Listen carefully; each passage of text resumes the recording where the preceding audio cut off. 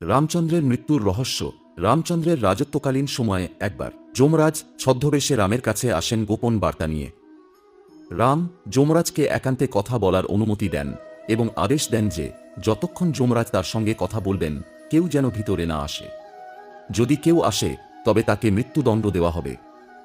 কথোপকথনের সময় হঠাৎ ঋষি দুর্বাসা রামের সঙ্গে দেখা করতে আসেন এবং প্রবল রাগে বলেন যদি দেখা না হয় তবে তিনি রামকে অভিশাপ দেবেন।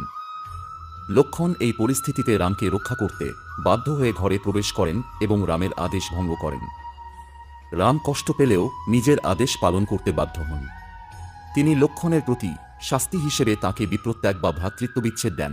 তখন লক্ষ্মণ চলে যান সরজু নদীর পাড়ে এবং সেখানেই আত্মত্যাগ করেন।